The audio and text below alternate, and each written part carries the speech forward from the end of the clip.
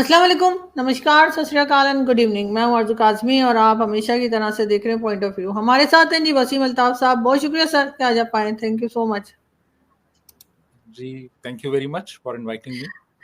سر۔ آج ہم بات کریں گے ایک بار پھر، ویسے تو خیر ہندوستان پاکستان کی بات کریں گے ہی، لیکن ڈونلڈ ٹرمپ صاحب کی بھی بات کریں گے، جنہوں نے کہ سیز فائر کا اعلان کیا اور ٹویٹ انہی کی آئی، اور اس کے بعد اب وہ گلف کنٹریز کے وزٹ پر بھی ہیں، کئی کنٹریز کو وزٹ کر چکے ہیں، یو اے ای کو بھی، سعودی عربیہ کو بھی۔ کیا دیکھتے ہیں آپ کہ اب کیا باقی تمام معاملات جو ہیں وہ نارمل ہونے جا رہے ہیں ہندوستان پاکستان کے؟ کیونکہ کہا تو یہی گیا ہے کہ یہ سیز فائر کو جو ہے وہ دونوں طرف سے جو ہے لوگ چلائیں گے، اور ساتھ ہی ساتھ امریکہ کا کیا رول آپ دیکھ رہے ہیں گلف کنٹریز میں؟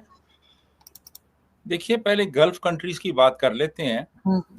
تو جو ڈونلڈ ٹرمپ ہیں امریکہ کے 45th اور 47th پریزیڈنٹ، وہ 4 دن کے دورے پہ گلف کنٹریز میں گئے۔ وہ سعودی عربیہ گئے، اس کے بعد پھر وہ قطر گئے، اور اس کے بعد پھر وہ یونائٹڈ عرب ایمریٹس گئے، اور اس کے بعد وہاں سے پھر وہ واپس امریکہ چلے گئے۔ تو ان 4 دنوں میں جس والہانہ انداز میں ان کا استقبال کیا گیا اور ان کو جس طرح حکمرانوں نے ریسیو کیا، اب دیکھیں سعودیہ کے جو شہزادہ محمد بن سلمان تھے، وہ کسی مہمان کو ایئرپورٹ پہ ریسیو نہیں کرتے، یہ رائل پروٹوکول کے خلاف ہے، لیکن وہ بذات خود ان کو ریسیو کرنے کے لیے ایئرپورٹ پہ گئے۔ قطر میں باقاعدہ طور پہ جب وہ وہاں گئے تو ان کو ایک بڑے اسپیشل موٹر کیڈ میں ایئرپورٹ سے لایا گیا، اور ٹیسلا کے جو ٹرکس تھے، سائبر ٹرکس، وہ ان کے موٹر کیڈ کو اکمپنی کر رہے تھے، اور اس کے علاوہ اونٹوں پہ بھی لوگ سوار تھے جو ان کے موٹر کیڈ کے ساتھ آ رہے تھے، اور یو اے ای میں انہیں ہائیسٹ سول ایوارڈ دیا گیا، آرڈر آف شیخ زید، وہ ان کو وہاں پہ دیا گیا۔ اور اس کے علاوہ جو ہے وہ جو غیر سرکاری رپورٹس ہیں ان کے مطابق $2 ٹریلین کے مختلف ایگریمنٹس جو ہیں، ٹریڈ ایگریمنٹس، وہ سائن ہوئے۔ 2 ٹریلین کے کہا جا رہا ہے، لیکن جو کنفرمڈ ہیں، جو باقاعدہ ایگریمنٹس ہوئے ہیں، وہ کچھ $730 بلین کے ہیں۔ باقی جو ہیں وہ میمورینڈم آف انڈرسٹینڈنگ ہے، جو بہرحال ایک مفاہمت کی یادداشت ہوتی ہے، اس کی کوئی اتنی کہہ لیں کہ اس میں وہ سرٹینٹی نہیں ہوتی کہ وہ مٹیریلائز ہوگا یا نہیں، لیکن بہرحال $730 بلین کے جو مختلف انویسٹمنٹس ہیں وہ انہوں نے کمٹ کر لی ہیں، جس میں کہ آپ یہ دیکھیے کہ $600 بلین سعودیہ نے کہا ہے کہ وہ امریکہ میں انویسٹ کرے گا، اور $142 بلین کا اسلحہ امریکہ سے خریدے گا، وہ اس میں شامل ہے $600 ارب میں۔ یہ تاریخ کی سب سے بڑی آرمز ڈیل ہے، $142 بلین کی ایک آرمز ڈیل ہے، سعودی عربیہ خریدے گا اسلحہ امریکہ سے۔ اس کے علاوہ $1.4 ٹریلین کی انویسٹمنٹ قطر کرے گا امریکہ میں، اور اس میں کوئی 210 بوئنگ جہاز بھی ہیں جو وہ خریدے گا، 96 بلین کے وہ اس میں شامل ہیں، اور کوئی $500 بلین کمٹ کیے ہیں یو اے ای نے، اور اس میں ایک بہت بڑا آرٹیفیشل انٹیلیجنس کا ایک یو اے ای میں بنایا جائے گا۔ تو یہ سارا کچھ جو ہے یہ ابھی مٹیریلائز ہوا ہے ان 4 دنوں میں، جس میں کہ پریزیڈنٹ ٹرمپ نے دورہ کیا۔ سر یہ آگے 10 سال کے اندر یہ انویسٹمنٹ کی جائے گی، یہ بھی بتایا گیا ہے کہ جو انویسٹمنٹ ہے جی مختلف ٹائم سپینز ہیں، اور کچھ جو ہے وہ جلدی مٹیریلائز ہوں گے، کچھ جو ہیں وہ 2 سال میں، 4 سال، 6 سال، 10 سال، تو مختلف اوقات میں یہ مٹیریلائز ہوں گے جو کانٹریکٹس ہوئے ہیں، لیکن بہرحال یہ ایک بہت بڑی ایک اچیومنٹ ہے۔ اصل میں جو گلف کے لیڈرز ہیں وہ پسند کرتے ہیں ان حکمرانوں کو جو ان کے ساتھ آ کے ٹریڈ ڈیل کریں، جن کا ایک بزنس لائک ایٹیٹیوڈ ہو اور ان کو موقع ملے کہ وہ اپنے جو بزنس انٹرسٹس ہیں ان کو وہ ایکسپینڈ کر سکیں. تو میرا خیال ہے اس سے پہلے امریکہ کی تاریخ میں کوئی ایسا پریزیڈنٹ نہیں ہوا جو کہ بذات خود ایک بڑا بزنس مین ہو اور جس میں عرب حکمرانوں کو کوئی ایک بڑا ایک پراسپیکٹ نظر آ رہا ہو بزنس کے حوالے سے. تو اسی لیے ایک بہت وارم ویلکم جو ہے وہ کیا گیا ان کو، بہت ہی شاندار ان کو ریسیپشن ملے ان 3 ملکوں میں. تو سر ہم گلف کو بدلتے دیکھ رہے ہیں، سعودی عرب کو بھی اور باقی کنٹریز کو بھی. اس کی وجہ کیا یہ ہے کہ آئل ختم ہوتا جا رہا ہے اور سعودی عرب کو خاص طور پہ یہ پتہ ہے کہ اگلے 10 سال کے بعد ان کے پاس اس طریقے سے آئل نہیں ہوگا کہ وہ دنیا کو بیچ سکیں. کیا یہ وجہ ہے کہ یہ آرٹیفیشل انٹیلیجنس کی طرف بھی جا رہے ہیں، یہ ٹورزم کی طرف بھی جا رہے ہیں اور سعودی عرب کو بھی ایک بڑے سکیل پہ بدلنے کی بات جو ہے ایم بی ایس کرتے دکھائی دیتے ہیں؟ جی، ایک تو یہ ہے کہ یہ آئل اس وقت بھی جو آئل پرائسز ہیں وہ کچھ سٹیبل نہیں ہیں، اور اس حوالے سے بھی بات ہوئی ان سے کہ ان پرائسز کو کیسے ہم سٹیبل رکھ سکتے ہیں. میرا ذاتی خیال یہ ہے کہ جو عرب حکمران ہیں وہ انہوں نے یہ چیز سیکھ لی ہے کہ اگر انہوں نے دنیا میں آگے بڑھنا ہے تو انہیں اپنے جو رویے ہیں ان میں ایک بنیادی تبدیلی لانی ہوگی. اگر انہوں نے دنیا کے ساتھ چلنا ہے، ماڈرن ورلڈ کے ساتھ چلنا ہے، تو پھر انہیں اپنے ایٹیٹیوڈز تبدیل کرنے پڑے ہوں گے اور ماڈرن ویلیوز اختیار کرنی ہوں گی. اور اس میں ماڈرنٹی ہے، اس میں پروگریسوزم ہے، اس میں لبرلائزیشن ہے، اس میں ایک اوپننس ہے. آپ دیکھیں نا کہ اب وہ آہستہ آہستہ ان کے ہاں آپ دیکھیے کہ ایون سعودی عربیہ میں فیشن شوز ہونا شروع ہو گئے ہیں، ماڈلز آ رہی ہیں، وہ شوٹس کر رہی ہیں وہاں پہ.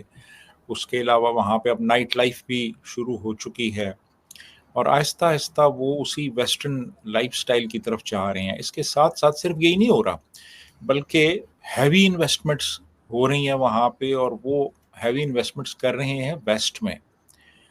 اور انہوں نے دیکھا ہے کہ ہمارا جو آگے جو سروائیول ہے وہ تبھی ممکن ہے کہ ہم اپنے آپ کو ماڈرن ورلڈ میں انٹیگریٹ کریں. تو یہ ایک بنیادی تبدیلی جو ہے وہ انہوں نے دیکھی ہے. جو یو اے ای کا جو ماڈل ہے اس کو اب وہ سعودی بھی اختیار کر رہے ہیں، اور قطر تو آلریڈی خاصا ماڈرن ملک ہے اس لحاظ سے. تو آہستہ آہستہ یہ آگے کی طرف جا رہے ہیں. اور دوسرا پھر جو ایرانین تھریٹ ہے وہ بھی اب امریکہ نے کہا ہے کہ کوئی بیک چینل جو کچھ رابطے ہوئے ہیں تو ایران کے ساتھ بھی کچھ تعلقات شاید سلجھنے کی طرف جا رہے ہیں. جو ایرانین نیوکلیئر پروگرام ہے اس پہ بھی کچھ بات چیت چل رہی ہے جو کہ ان گلف سٹیٹس کے لیے ایک تھریٹ ہے ایران بہرحال. تو اس لیے میں سمجھتا ہوں کہ یہ اب ملک کافی اپنے آپ کو تبدیل کر رہے ہیں ہر حوالے سے. اور اب وہ آئل کا بھی ایک فیکٹر ہے، لیکن اس کے علاوہ پھر وہ اب اور ایونیوز بھی ایکسپلور کر رہے ہیں کہ ان کی جو معیشت ہے وہ سنبھلی رہے اور مزید پروگریس کرے. جی آرزو. سر پاکستان اور بھارت کے بیچ میں جو سیز فائر ہوا ہے اس کے لیے بھی کہا گیا ہے کہ کئی جگہ پہ لوگ کہتے ہیں کہ جی امریکہ کے ساتھ ساتھ سعودی عربیہ کا بھی بہت امپورٹنٹ رول رہا ہے. آپ کو لگتا ہے کہ ایم بی ایس یا سعودی عرب نے بھی اس میں کوئی رول پلے کیا ہے؟ میرے خیال میں اس میں جو امپورٹنٹ رول رہا ہے نا وہ امریکہ کا رہا ہے. اس میں سعودیہ کا اگر کوئی رول ہے تو وہ ابھی سامنے نہیں آیا، لوگوں کی ایک اسپیکولیشن ہے. لیکن جو اصل رول پلے کیا ہے وہ پریزیڈنٹ ٹرمپ نے کیا ہے، کیونکہ 2 نیوکلیئر سٹیٹس ہیں دونوں، اور خطرہ بڑھ رہا تھا. آپ دیکھیں نا کہ نیشنل کمانڈ اتھارٹی جو ہے اس کا اجلاس بھی شہباز شریف نے بلا لیا. بیلسٹک میزائلز استعمال ہوئے، ڈرونز ہوئے، ایک دوسرے پہ air to surface missiles fire کیے گئے. कैजुअल्टीज़ भी हुई। कश्मीर सेक्टर में ख़ासा गर्म रहा, जो एरिया था लाइन ऑफ कंट्रोल पे काफ़ी ज़्यादा हालात ख़राब हुए। एक हद तक सियालकोट सेक्टर में भी कुछ थोड़ा सा मामलात ख़राब हुए। तो इसमें फिर अमेरिका जो है वो उसने फिर उनकी जो इंटेलिजेंस है, अमेरिकन इंटेलिजेंस, वो उनको भी कुछ ऐसे इशारे मिल गए कि शायद हालात काफ़ी ज़्यादा ख़राब हो जाएं, यानी पोटेंशियल मौजूद था हालात के बहुत ज़्यादा ख़राब होने का। तो उस पे फिर वो लोग एक्टिव हुए और उन्होंने अपने तौर पे दोनों जो इंडिया पाकिस्तान के लीडर्स हैं उनसे राब्ता किया। उनके वाइस प्रेसिडेंट ने, उनके जो सेक्रेटरी ऑफ स्टेट हैं, वज़ीर ख़ारजा, उन्होंने, मार्को रूबियो ने, और उन्होंने फिर इनको कहा कि भाई आप कूल डाउन हो जाएं। तो उस पे फिर ये सीज़ फायर हुआ और 12 तारीख तक सीज़ फायर था, फिर वो उसको एक्सटेंड करके 18 तक को ले गए हैं। तो मेरा ख्याल है कि अब कूल डाउन हो गए हैं मामलात। अमेरिका ने बहरहाल इसमें एक इम्पॉर्टेंट रोल प्ले किया है। बिल्कुल सर, और होना भी चाहिए था कि मामलात को ठंडा किया जाए और यकीनन ये दोनों ही कंट्रीज के लिए बेहतर होगा। लेकिन coming back to gulf countries के, सर हम बहुत सी चीजें अब बदलते देख रहे हैं, खासतौर पे सऊदी अरब में जैसे कह दिया गया जी अब ड्राइव भी की जा सकती है, तब औरतें जो है वो गाड़ी भी चला सकती हैं, ड्राइव कर सकती हैं। कई तरह की पाबंदियां जो है जो पहले हुआ करती थी अब वो नहीं है। लेकिन क्या इस तरह का कोई बदलाव, इस तरह का कोई चेंज क्या हम अफगानिस्तान में समझते हैं? उस तरफ देखते हैं आपके वहां पर जो गवर्नमेंट है इस वक्त तालिबान की, मुसलसल टीटीपी के अटैक्स चल रहे हैं, और जिस वक्त हम भारत के साथ हमारा मसला चल रहा था या इशू चल रहे थे उस वक्त भी टीटीपी के अटैक्स तो रुके नहीं थे। क्या अफगानिस्तान में कोई बेहतरी आती नजर आ रही है आपको? मुझे फिलहाल कोई बेहतरी आती नजर नहीं आ रही। वो बहुत रेडिकल मुल्लाज हैं और बहुत एक जो रेडिकल वर्शन है इस्लाम का उसको फॉलो करते हैं। अब आप देखिए कि अभी जो हायर और जो यानी इवन टर्शरी एजुकेशन जो है लड़कियों के लिए, वो बैन की हुई है उन्होंने। औरतें तालीम हासिल नहीं कर सकती, औरतें बाहर काम करने पे भी पाबंदी है।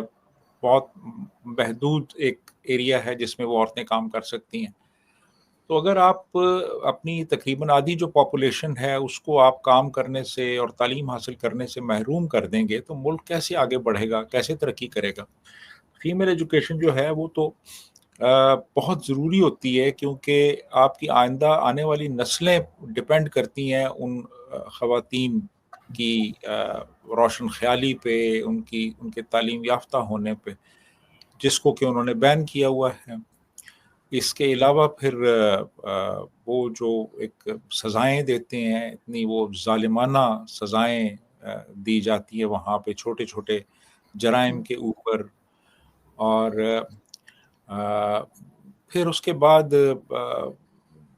बड़ा एक स्ट्रिक्ट वर्शन इस्लाम का वो उन्होंने अपने लोगों पे इम्पोज़ कर रखा है। मुल्क के अंदर भी कोई बहुत स्टेबिलिटी नहीं है, और पाकिस्तान के साथ तो आपको पता ही है कि आए रोज़ झड़पें होती रहती हैं, और टीटीपी का एक बहुत बड़ा इशू है जो कि पाकिस्तान ने उनके साथ टेक अप किया हुआ है, लेकिन वो टीटीपी को सपोर्ट कर रहे हैं, उनकी सेंचुरीज़ हैं वहाँ पे और वो वहाँ से आते हैं यहाँ और अटैक्स करते हैं। तो बॉर्डर्स भी उनके अनस्टेबल हैं, मुल्क के अंदर भी स्टेबिलिटी नहीं है। फिर उनका जो एक बहुत ही अल्ट्रा कंजर्वेटिव वर्शन है इस्लाम का और निज़ाम हुकूमत का, उसको अगर हम देखें तो नज़र नहीं आता कि वो लोग मॉडर्न वर्ल्ड के साथ को इंटेग्रेट करना चाहते हैं या उनके कोई इंटेंशंस हैं कि वो भी एक मॉडर्न स्टेट बने। जी आरज़ू। लेकिन सर हमने दो कंट्रीज देखी इस रीजन में जो कि पहले बहुत मॉडर्न हुआ करती थी, जिसमें से एक अफगानिस्तान और दूसरा ईरान। जो पुरानी फोटोज आती हैं 60s की और शायद 70s की, तो उसमें तो जो है वो बिल्कुल वेस्टर्न ड्रेसेस भी लेडीज ने पहन रखे हैं और आराम से। ईरान की भी अगर बात हम करें तो ईरान बड़े मॉडर्न कंट्री हुआ करती थी, और यही हाल अफगानिस्तान का भी। पुरानी फोटोज जो सोशल मीडिया पर आती हैं तो हैरत हो जाती है कि कभी ईरान या अफगानिस्तान इतना मॉडर्न भी हुआ करता था। क्या वजह आपके ख्याल से बनी कि ये लोग अब इस जगह पर पहुंच गए हैं कि बिल्कुल ही एक कह लीजिए غاروں میں رہنے والے جیسے سٹون ایج میں چلے گئے ہیں لوگ؟ دیکھیے ایران میں تو یہ تھا کہ شاہ کی حکومت تھی اور پھر 79 میں اور ریپریشن تھا، گو کہ وہاں پہ بہت زیادہ آزادی تھی اور لوگوں کو بہت سی ایک طرح سے اپنی پسند کی زندگی گزارنے کے مواقع تھے، ماڈرنٹی تھی اور فیشن وغیرہ سب کچھ، ہر چیز تھی، کلبز تھے، بارز تھیں، سب کچھ تھا وہاں پہ ایران میں. یہاں تک کہا جاتا تھا کہ اگر صبح کے وقت کوئی نیا فیشن پیرس میں انٹروڈیوس ہوا ہے تو شام کو وہ تہران میں دیکھا جا سکتا ہے. یعنی اس حد تک وہ اس معاملے میں وہ آگے تھے. لیکن پھر 79 میں وہاں پہ ریولوشن آ گیا، اور ریولوشن آنے کے بعد یہ ہوا کہ جو مولوی تھے وہ طاقت میں آ گئے. انہوں نے ہر چیز پہ قبضہ کر کے پھر ہر اس چیز کو ریورس کرنے کی کوشش کی جو شاہ کے دور میں موجود تھی، جو پریولنٹ تھی شاہ کے دور میں. خواتین کے جو لباس تھے، ڈریس کوڈ دے دیا، جی آپ نے یہ ڈریس پہننا ہے. مردوں کے لیے ایک انہوں نے کہ اس حلیے میں آپ نے رہنا ہے. داڑھی جو تھی وہ انہوں نے کہا جی آپ نے رکھنی ہے. عورتیں خاص طور پہ عبایا کریں گی، پردہ کریں گی، بال نظر نہیں آنے چاہیے. اور ویسٹ سے اور باقی تمام جو دنیا ہے اس سے انہوں نے تعلقات خراب کر لیے. سخت ترین سزائیں دی گئیں لوگوں کو، بہت سے لوگوں کو پھانسی پہ چڑھا دیا گیا. تو ایران جو تھا وہ اس نے ایک طرح سے وہ ریورس کرنا شروع کر دیا اس سارے پروسیس کو جو کہ پروگریس کرتا رہا تھا شاہ کے دور میں.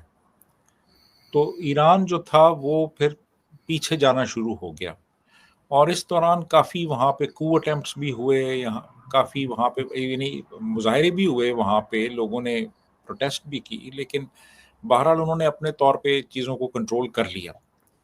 ہیومن رائٹس کی سنگین وائلیشنز ہوئیں ایران میں، خاص طور پہ بہائیوں کے ساتھ، مجاہدین خلق جو کمیونسٹ تھے ان کے ساتھ، اور جو کچھ لوگ جو لائل تھے شاہ آف ایران کے ساتھ ان کے ساتھ. ایون جوز تھے وہاں پہ بہت سے جو تھے وہ بھاگ کے وہاں سے امریکہ اور دوسرے ملکوں میں چلے گئے. تو ایران جو ہے وہ بالکل ایک کنزرویٹزم کی طرف چلا گیا. افغانستان میں تو آپ کو پتہ ہے کہ یوں تھا کہ ظاہر شاہ کے دور تک، ایون اس کے بعد بھی جو داؤد تھے وہ ان کے دور میں بھی کافی ایران ایک ماڈرن ایک ملک تھا. لیکن اس میں یہ تھا کہ شہروں میں زندگی کچھ اور تھی اور شہروں سے باہر زندگی کچھ اور تھی. شہروں میں ایفلوئنس تھی، پڑھے لکھے لوگ تھے. وہ جو تصویریں آپ جن کا ذکر کر رہی تھیں وہ ان لوگوں کی ہیں جو شہروں میں رہتے تھے. کابل جو تھا ایک ماڈرن سٹی تھا، وہاں پہ خواتین سکرٹس بھی پہنتی تھیں، اور بڑا ایک وہاں پہ آزاد ماحول تھا. لوگ پاکستان سے افغانستان فلمیں دیکھنے کے لیے جایا کرتے تھے، انڈین فلمیں. یعنی باقاعدہ طور پہ وہ ایک ریڈ پاس ملا کرتا تھا اور لوگ یہاں سے جاتے تھے اور وہاں جا کے فلمیں دیکھتے تھے. تو لیکن شہروں میں حالات کچھ اور تھے. جو پراسپیرٹی شہروں میں تھی وہ دیہات میں نہیں تھی. دیہات میں غربت تھی، بہت زیادہ پسماندگی تھی. تو وہ پھر یہ ہوا کہ وہ جو دیہاتوں کے لوگ تھے وہ جب یعنی سوشو اکنامک ڈسپیرٹی بہت زیادہ بڑھ گئی تو پھر لوگوں نے کچھ خاص جو ریلیجس آئیڈیالوجیز ہیں ان کو فالو کرنا شروع کیا، اور پھر آہستہ آہستہ ریڈیکلائز ہوئے اور ان کے دل میں نفرت پیدا ہوئی جس کو کہ پھر ایکسپلائٹ کیا گیا. اور وہ پھر آپ کو پتہ ہے کہ بہت سے ایکسٹریمسٹ گروپس جو ہیں وہ وجود میں آئے، اور پھر افغانستان کے اندر وہ ایک سول وار شروع ہوئی. اور پھر الٹیمیٹلی آپ دیکھیں کہ آج طالبان جو ہیں وہ ان کا قبضہ ہے حکومت کے اوپر. اور وہ جو ماڈرنٹی ہوا کرتی تھی ظاہر شاہ کے زمانے میں اور صدر داؤد کے زمانے میں، ایون نجیب اللہ کے زمانے میں، وہ سب چلی گئی، وہ ختم ہو گئی. اور اب مکمل طور پہ وہاں پہ ایک ملا اسٹیٹ بن چکی ہے. اور وہ بالکل ماڈرن ورلڈ کی ویلیوز ہیں ان کو وہ ایکسیپٹ کرنے کو تیار نہیں ہیں، اور انہوں نے اپنا وہی ایک جو پریمیٹیو لائف سٹائل تھا اس کو اختیار کیا ہوا ہے۔ جی آرزو۔ بالکل ایسا ہی ہے سر، اس لیے کہ بہت بار ظاہر ہے کہ جب ہم سوشل میڈیا پر یا انٹرنیٹ پہ ان کی پرانی فوٹوز دیکھتے ہیں تو یقیناً سوچتے ہیں کہ یہ تو کافی ڈھنگ کے لوگ تھے، اور اب اچانک سے جب آج کل کا دیکھتے ہیں تو حیرت ہو جاتی ہے کہ جو فوٹیجز آتی ہیں، جو سٹلز آتے ہیں، وہ دیکھ کر کہ اتنا بڑا چینج بھی آ سکتا ہے۔ لیکن ظاہر ہے کہ اس پہ نہ تو کوئی بڑی کنٹری بات کر رہی ہے یا جن کے پاس پاور ہے، نہ ان کو کوئی عقل دینے کی کوشش کر رہے ہیں، اور یہ اسی طریقے سے چلتے جا رہے ہیں۔ یہ اور بات ہے کہ کئی بار لوگوں نے پروٹیسٹ کرنے کی کوشش کی افغانستان کے اندر بھی اور ایران کے اندر بھی، لیکن کوئی خاص چینج آتا ہوا ہم نہیں دیکھ رہے۔ بہت شکریہ کہ آپ نے آج جوائن کیا sir, thank you so much. Thank you. Thank you.